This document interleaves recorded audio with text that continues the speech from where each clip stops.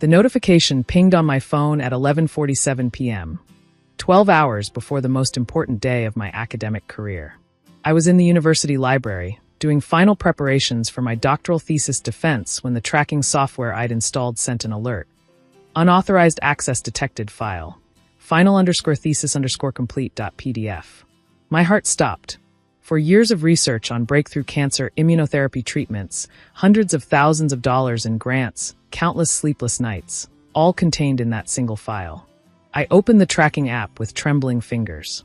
The access log showed my roommate Sophia's device downloading my entire thesis folder at 11:32 p.m. from our apartment. But that wasn't the worst part. The software also captured her screen activity, including a WhatsApp voice message she'd sent immediately after. Got it, babe. Your sister's going to ace her defense tomorrow. This idiot leaves her laptop open all the time. Told you living with the department's star student would pay off. Easiest money ever made. $5,000 for 5 minutes of work. Her boyfriend Marcus responded. You're sure she won't notice?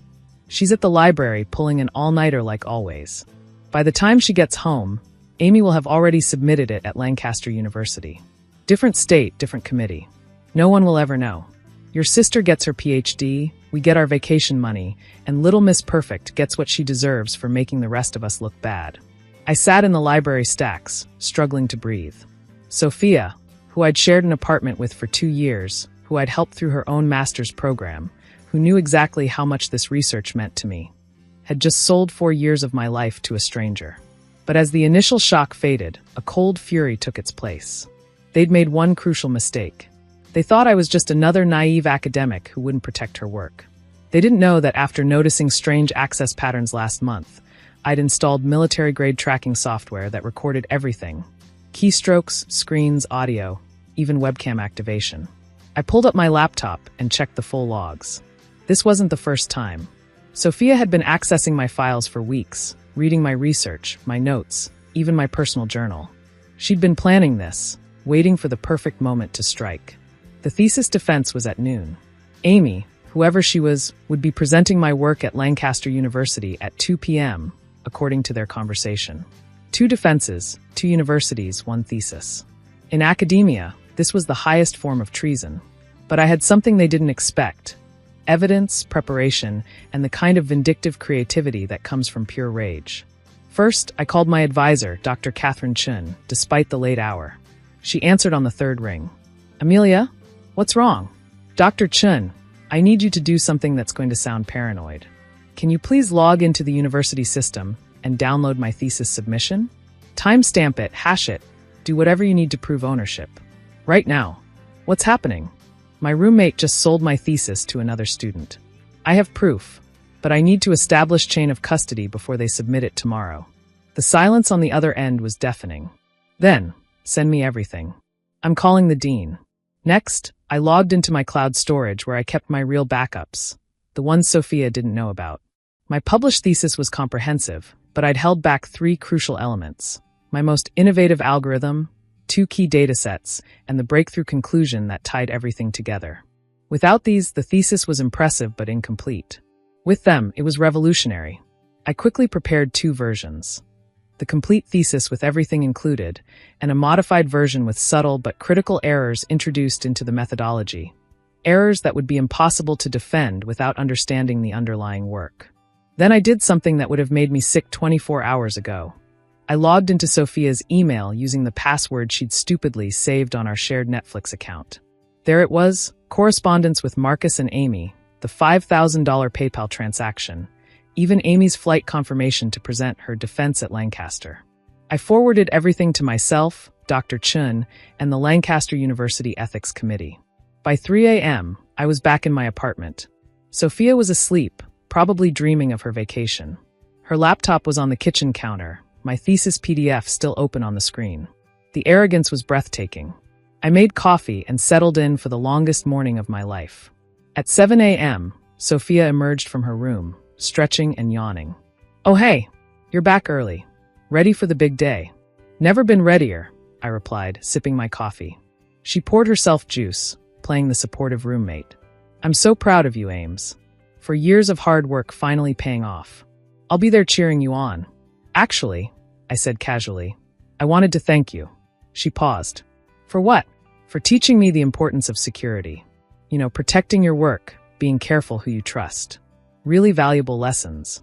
Something flickered in her eyes. Yeah, of course. That's what friends are for. Oh, we're friends? That's interesting. I thought friends didn't sell each other's doctoral theses to strangers for vacation money. The juice glass slipped from her hand, shattering on the floor.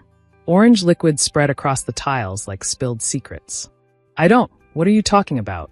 I pulled out my phone and played her voice message.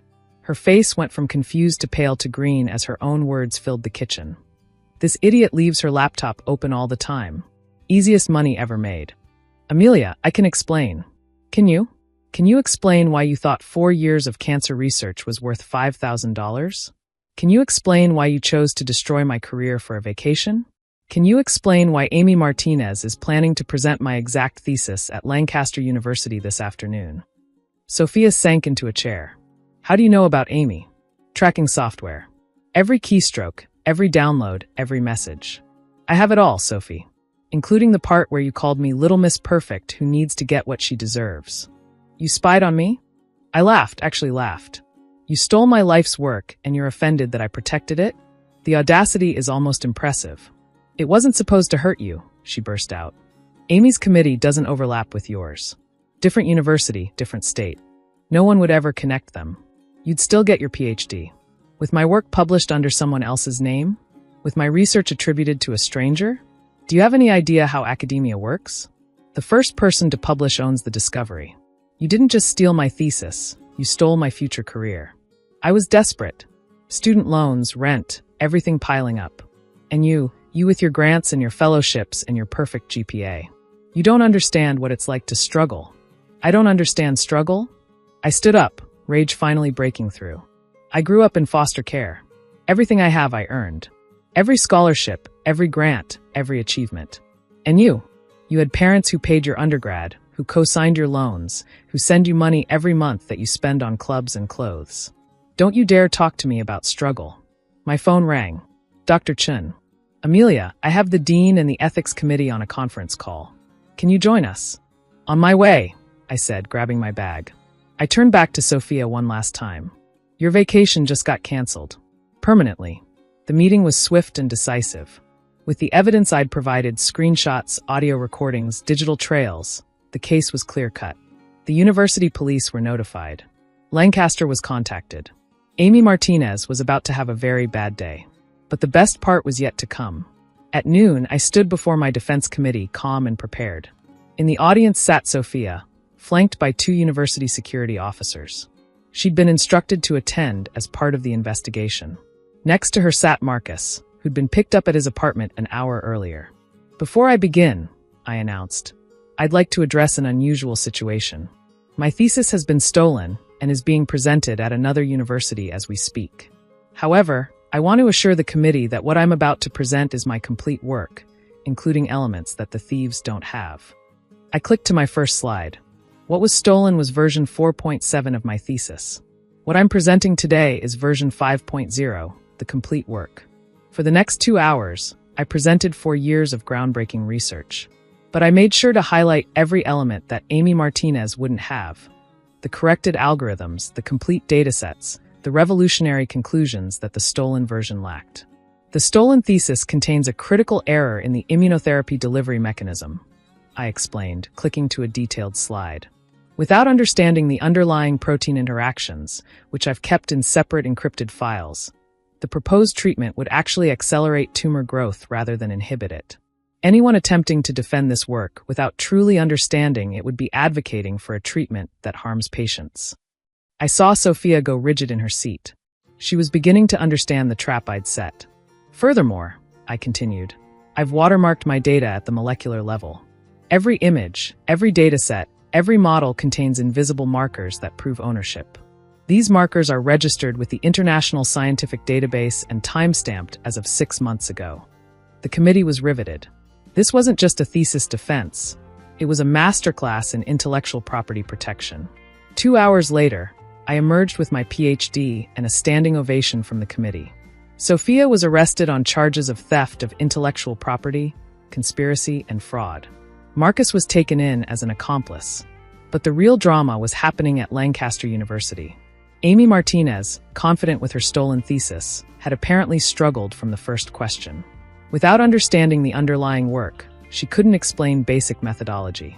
When pressed about the flawed algorithm, she'd insisted it was correct.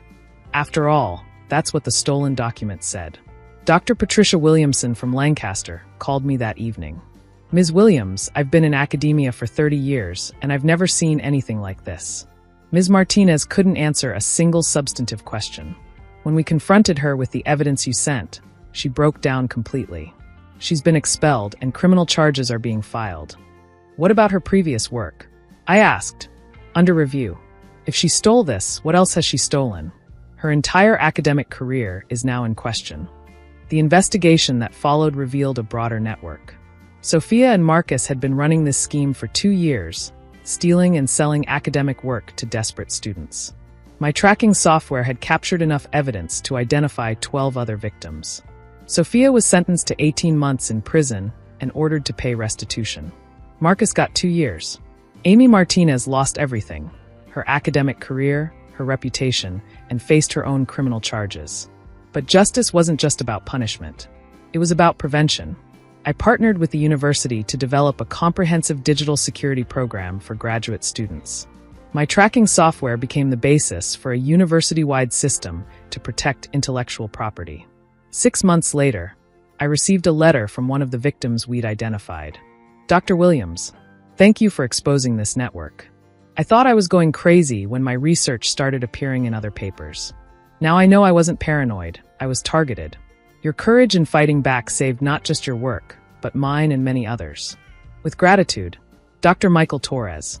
The letter that meant the most, though, came from an unexpected source. A young foster kid named Maria who'd read about the case. Dear Dr. Williams, I'm 16 and in foster care like you were.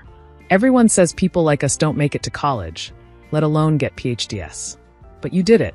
And when someone tried to take it away, you fought back and won. You showed me it's possible.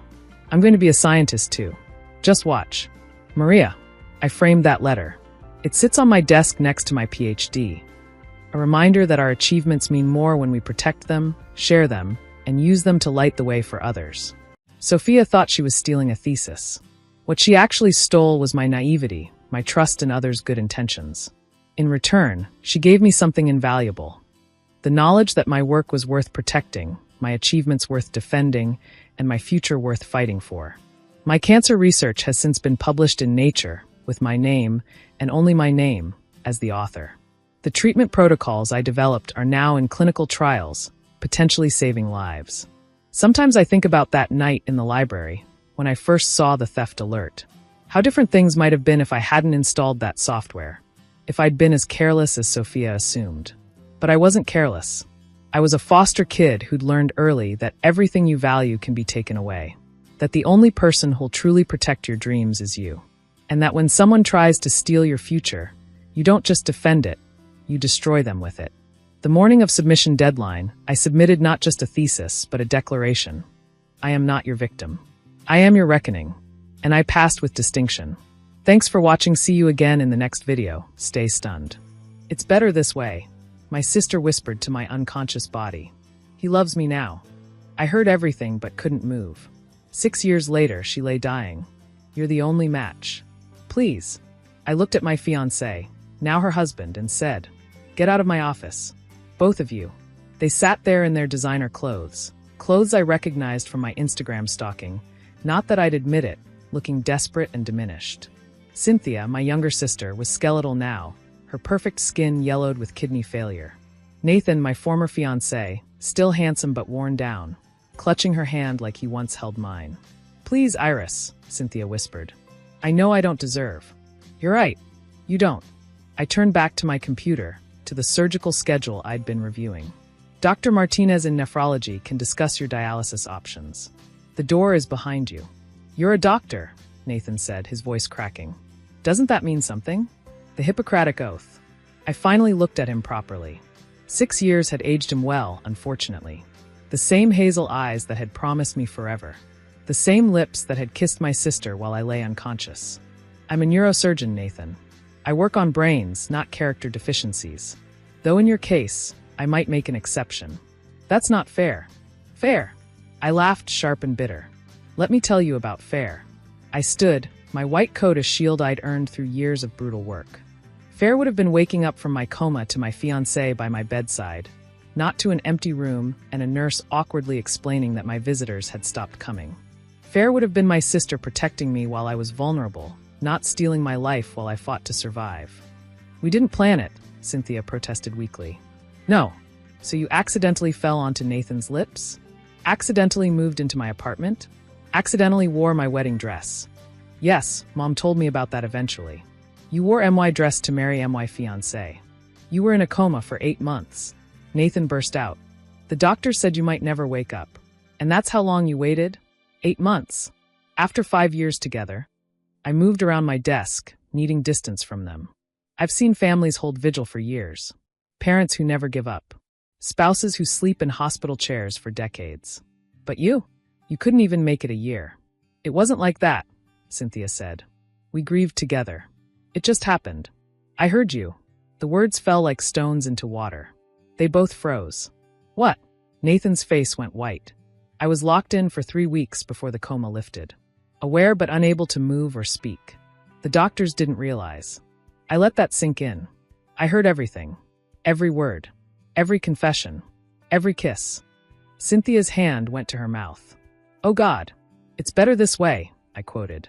He loves me now. She was always too driven anyway. Too ambitious. I'll make him happier.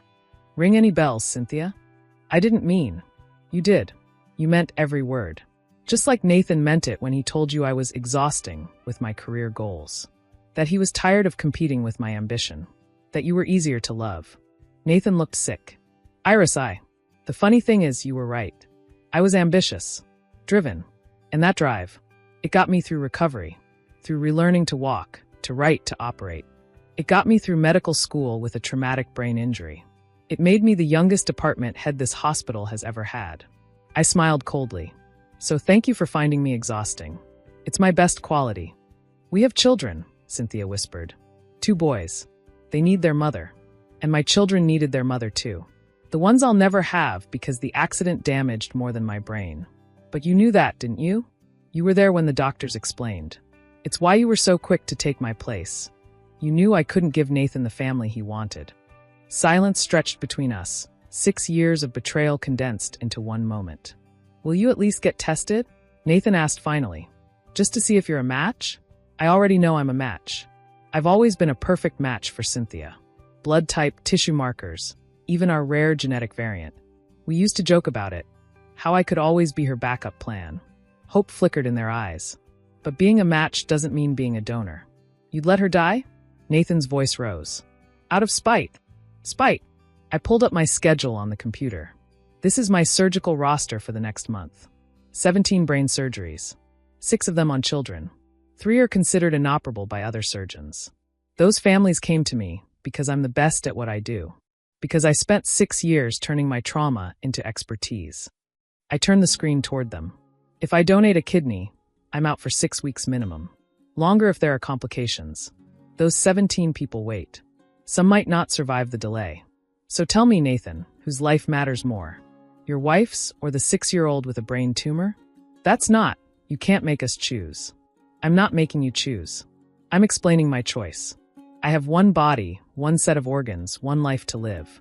I spent 8 months in a coma and 3 weeks locked in my own body, listening to the 2 people I loved most betray me. I won't sacrifice 6 more weeks for them. I'm your sister, Cynthia pleaded. You were. Now you're a stranger who looks like someone I used to know.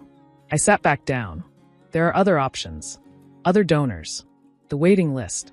The waiting list is years long. I don't have years. Then you better hope Nathan loves you more than he loved me. Maybe he'll give you a kidney.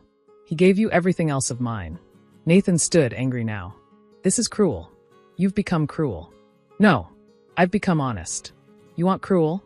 Cruel is telling your comatose fiancé's parents that you're too grief-stricken to visit anymore, while you're actually dating her sister. Cruel is clearing out my apartment while I was still unconscious, donating my things like I was already dead. Cruel is posting engagement photos 6 months after my accident with captions about finding love in unexpected places. You've been watching us? Mom sends updates. She thinks if I see how happy you are, I'll forgive you. I laughed. She doesn't understand that your happiness was built on my grave. You just had the inconvenience of me rising from it. Cynthia was crying now, mascara running in black rivers. The same waterproof mascara I'd recommended to her years ago.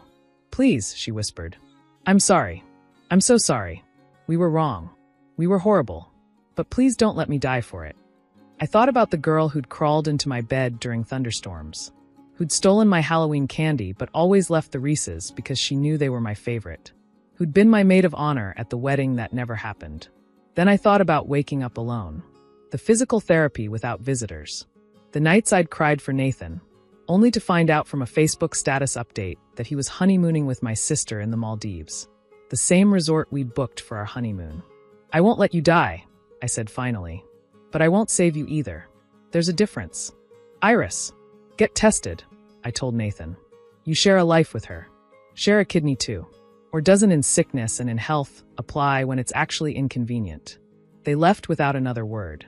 I sat in my office, staring at the brain scans on my wall. My patience. My purpose. The life I'd built from the ruins they'd left behind. My assistant knocked. Dr. Reeves? Your 3 o'clock is here.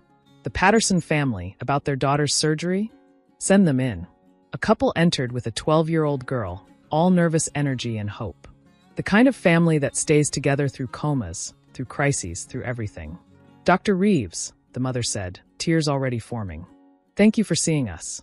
Everyone else said the tumor was inoperable. Well, I said, pulling up their daughter's scans. I specialize in doing what others say is impossible. It's amazing what you can accomplish when you refuse to give up. The father squeezed his wife's hand. We've heard you're a miracle worker, that you came back from something terrible and use it to help others. Not a miracle worker, just someone who learned that the only person who'll never abandon you is yourself.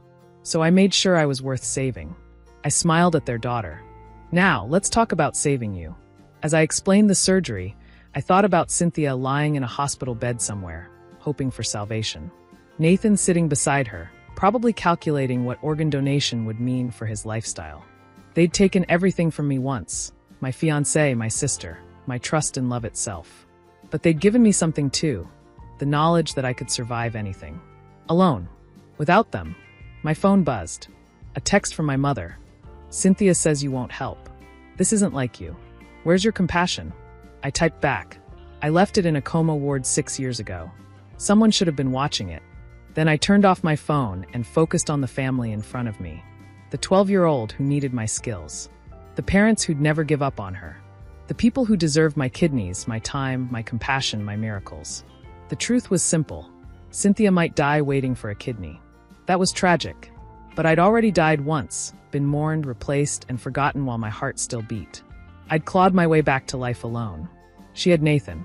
She had the life she'd stolen. She had the children she'd born in my place. Let's see if that was enough to save her. As for me, I had surgeries to perform, lives to save, a future to build. And I had the one thing they'd never have again, my respect. That was worth more than all the kidneys in the world. Thanks for watching. See you again in the next video. Stay stunned.